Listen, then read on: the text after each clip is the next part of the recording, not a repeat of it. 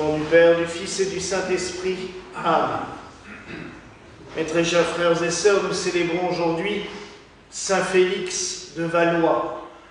Comme son nom l'indique, c'est un noble, et je dirais de l'une des plus hautes lignées de France, puisque la famille de Valois a régné pendant de longs moments sur la France, puisque c'est une des branches de ce qui deviendra plus tard les Bourbons. On dit de Félix de Valois, mais on a une incertitude parce qu'il a été tellement humble du moment où il a quitté la cour de France qu'il en a même changé son prénom pour être sûr qu'on ne puisse pas le retrouver. Mais les certitudes historiques et les recherches entre-temps ont permis quand même de l'identifier à peu près à justement quelqu'un qui s'appellerait Hugues et qui était un petit-fils du Capet, puisque nous sommes à la fin du XIe siècle et Félix aurait été promis au plus grand destin, voire même à l'allure où les descendances royales mouraient, il aurait pu régner sur la France. Mais il a choisi de se prendre comme un pénitent, comme un ermite dans une forêt au nord-est de Paris, qu'on appelait, qui s'appelle toujours, la commune s'appelle toujours Brumetz, et le lieu-dit s'appelle maintenant Cerfroid. Et nous verrons tout à l'heure pourquoi ce nom. Il va vivre là en ermite pendant de nombreuses années, puisque son œuvre principale ne se produira que dans les 4-5 dernières années de sa vie, alors qu'il a vécu très vieux. Mais il a vécu là en ermite, on dit même jusqu'à 30 ans tout seul, jusqu'au jour où il voit arriver un autre personnage. Et vous imaginerez que pour l'époque, ça a dû lui paraître assez saugrenu, parce que entre lui, d'origine noble, mais vivant dans le nord de la France, donc dans ce qui est la langue d'Oïl, il se retrouve avec un bonhomme qui arrive là, qui est né en Provence, qui parle la langue d'Oc, qui s'appelle Jean de Matha. Et Jean de Matha est étudiant, il recherche beaucoup de choses et il ne sait pas trop quelle orientation donner à sa vie. Il a fait un songe un jour qui l'a poussé à venir vers Cerfroid, vers ce moine ermite qu'on appelle Félix. Tous les deux vont prier ensemble, vivre 2 ou 3 ans d'ailleurs, l'un à côté de l'autre, dans des cellules séparées l'un à côté de l'autre, jusqu'au jour où, se promenant dans la forêt à côté de chez eux, près d'une source, ils voient apparaître un cerf blanc avec une croix rouge et bleue entre les bois. L'apparition du cerf blanc, pour ceux qui ont étudié un petit peu les traditions celtiques, savent que c'est quelque chose que l'on revoit régulièrement, déjà dans l'Antiquité celtique, puis par la suite, même dans l'histoire et la vie des moines celtes, et aussi dans tous les livres qui tournent et la légende qui tourne autour du Saint Graal, du roi Arthur, donc de la quête du Graal. Le cerf blanc symbolise régulièrement le Christ lui-même. Et quand, même encore de nos jours, croiser un cerf blanc est quelque chose d'assez extraordinaire parce que j'ai regardé un petit peu, même en biologie, il y a une chance sur 1 million à peu près pour qu'il y ait un cerf albinos. Donc c'est comme quand un être humain albinos, voilà, c'est quelque chose d'extrêmement rare. Donc il voit ce cerf blanc avec cette croix rouge et bleue entre les bois, et un message aussi de partir pour Rome, pour demander au pape ce qu'ils doivent faire. Pour l'instant, c'est un petit peu compliqué. Jean de Matha retourne à Paris, puisqu'il étudie à Paris, il se prépare au sacerdoce, et lors de sa première messe, il va, au moment d'élever l'hostie, voir devant lui le Christ, avec 2 prisonniers de chaque côté de lui.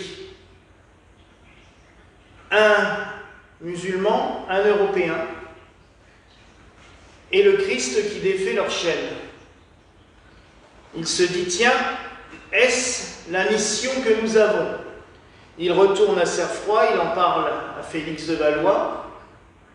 Ils se disent, il faut faire quelque chose, mais quoi faire exactement? Bon, il commence à récolter un petit peu de fonds, à réunir quelques disciples, et Jean de Matha part pour Rome. Et là, le pape lui indique que lui-même a rêvé de ses 2 frères, Félix de Valois et Jean de Matha, et qu'il a lui aussi vu qu'il les revêtait d'un habit blanc avec une croix rouge et bleue sur la poitrine, et qu'en effet leur mission est de délivrer les captifs. Ainsi, Jean de Matha et Félix de Valois vont créer l'ordre de son vrai nom, l'ordre de la toute sainte Trinité pour le rachat des captifs, plus communément appelés les Trinitaires. Il n'y a que 2 ordres au monde qui vont se consacrer à cela, et c'est très particulier parce que c'est les ordres rédempteurs, comme on dit, mais qui n'ont rien à voir avec les rédemptoristes, parce qu'eux, ils sont là pour la rédemption. Il y a les ordres monastiques, il y a les ordres de chevalerie, et il y a 2 ordres, c'est-à-dire l'ordre trinitaire et l'ordre de la merci, qui va aussi faire la même chose plus tard. Ils vont donc réunir des frères, des religieux, qui vont devenir mendiants. Alors ils vivent selon une règle inspirée de saint François d'Assise, et ils parcourent l'Europe pour récolter des fonds, pour aller après dans ce qu'on appelait à l'époque la barbarie, c'est-à-dire tous les pays islamisés du nord de l'Afrique, pour racheter les Européens qui ont été réduits en esclavage. Et généralement, les barbares demandent des sommes astronomiques, des rançons terribles. Mais les Trinitaires vont donc se consacrer à cela, tout en étant dans la prière et totalement consacrés à la méditation de la Sainte Trinité. Ils vont se consacrer à aller racheter les captifs un peu partout dans le monde pour les ramener à la liberté. Je dirais que c'est une mission qui est fabuleuse, qui est extrêmement belle, et qui est la mission même que notre Seigneur Jésus-Christ donne à chacun de nous, puisque lui-même est venu pour nous racheter de la captivité. Il est venu, comme le disait la collecte du jour, pour nous sauver de la captivité du péché, de la faute. Parce que même si l'Église n'insiste plus, et Dieu merci, sur le péché du matin au soir, c'est pas bien, t'as péché. Le principe même du péché, c'est-à-dire l'éloignement de l'amour de Dieu, c'est ce qui nous rend prisonniers. Puisque quand nous n'aimons pas Dieu comme nous le devrions, nous perdons confiance en lui. Nous n'avons plus peur. Nous avons peur. Nous sommes prisonniers de la peur. Nous sommes prisonniers du monde. Et justement, le Christ, il est là pour nous sortir, pour nous libérer de cette prison. Et eux, ils ont été plus loin, je dirais, en agissant concrètement pour sauver les captifs. Félix de Valois sera totalement, je dirais, béni pour cette œuvre, parce que lui, il va continuer à vivre à Cerfroy avec des différents moines. C'est là que sera le centre de l'ordre des Trinitaires. Ils y sont toujours, d'ailleurs, je vous le dirai tout à l'heure, puisqu'on a pu y aller au mois de juillet, passer une journée avec eux. C'est un lieu magnifique. mais très encaissé et très humide, ce qui fait que serre froid, ce qui fait pas... Voilà, c'est un endroit qui est toujours très... Mais c'est un endroit magnifique. Et donc, Jean de Matha va encore vivre une expérience assez extraordinaire dans ce lieu. C'est que les frères sont tenus par la règle de se lever en pleine nuit pour chanter l'office de la nuit, les vigiles. Et lui avait toujours l'habitude de ne pas se coucher avant l'office des vigiles, mais de rester en prière dans la chapelle. Au moment où la cloche sonne pour l'office, il se rend compte que le frère n'est pas là pour la sonner. Elle sonne toute seule. Et il voit qu'aucun frère ne vient. Il ne comprend pas pourquoi. Les moines sont là, mais ils dorment. Impossible de les réveiller. Il va donc à la chapelle et il voit, dans le chœur de la chapelle, la Vierge Marie, entourée d'une dizaine d'anges, tous habillés dans l'habit de l'ordre trinitaire, donc la coule blanche avec au-dessus le scapulaire et la croix bleue et rouge, qui chantent les vigiles. Et Marie fait signe à Félix de se mettre avec eux pour chanter. Et il va donc chanter l'office de nuit, entouré par la Vierge Marie et les anges. Cette apparition, elle a lieu le 7 septembre, la vigile de la fête de la Nativité de Marie. Et depuis, elle est toujours célébrée, cette fête là-bas, comme l'apparition de Notre-Dame de Cerfroy, patronne des Trinitaires, et il y a une statue dans le parc qui rappelle cet événement. D'un autre côté, cela marque pour Félix de Valois la fin, parce qu'il a le pressentiment aussi que d'avoir pu goûter cette béatitude, et je dirais même cette félicité qu'il a tant cherché. C'est pour ça qu'il avait choisi le prénom de Félix, à cause de cette félicité qu'il trouvait en Dieu et qu'il ne trouvait pas dans l'être humain et dans le monde, dans sa vie noble qu'il avait vécue avant. Il a eu le pressentiment que sa fin est proche, et en effet, il s'est éteint un 4 novembre.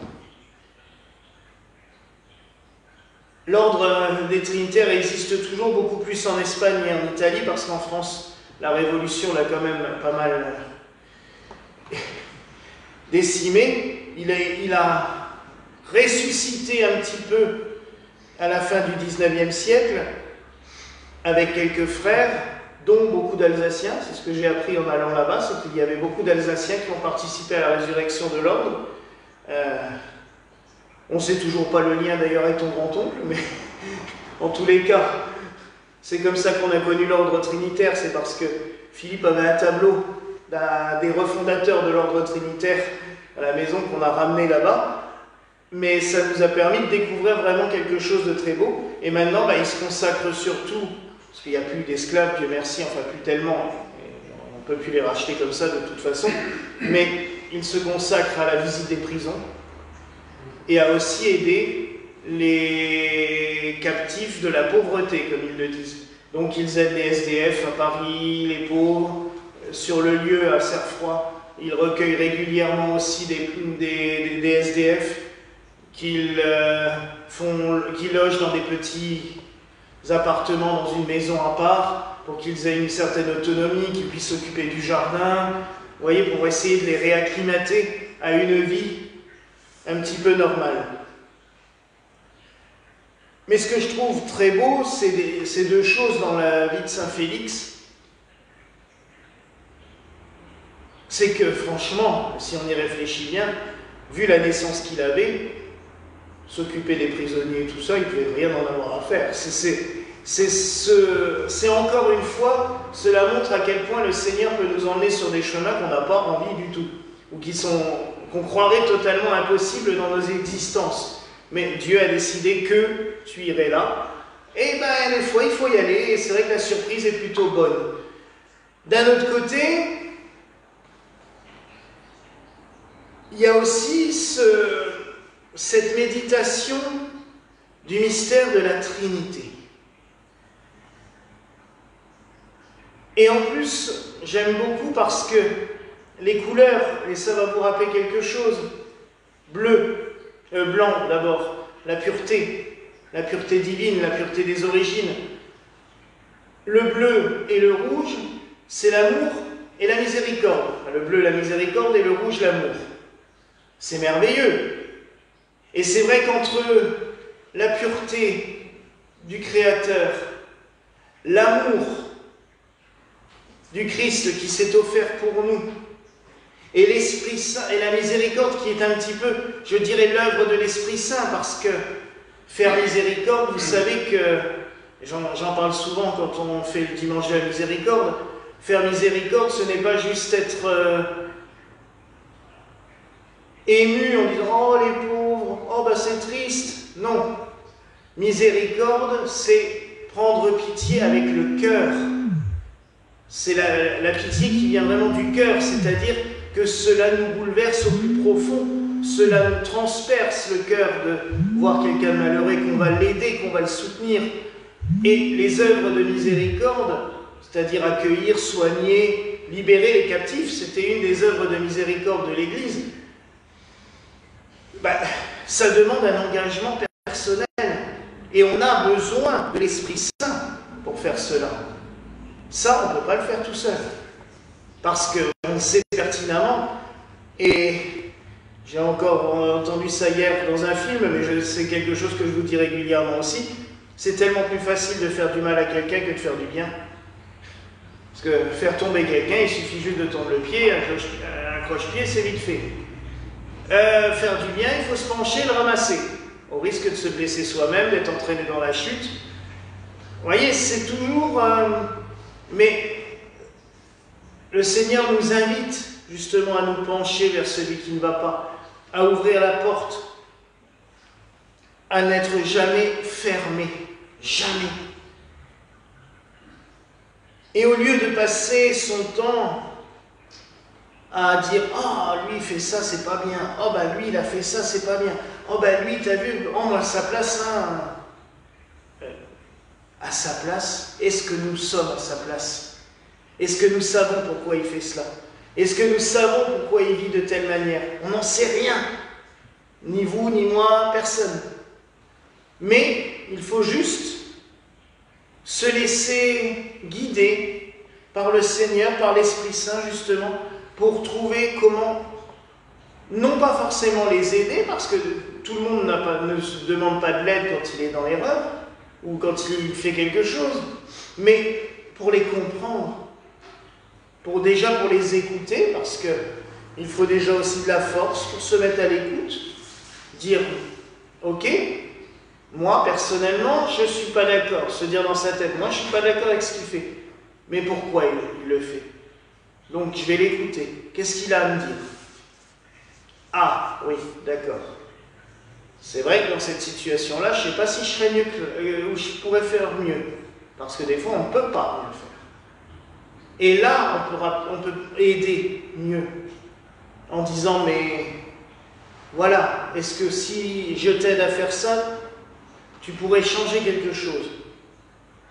La miséricorde, c'est tout plein de choses, mais pour faire la miséricorde, il faut aussi l'amour, puis il faut aussi avoir la pureté de cœur, ce blanc.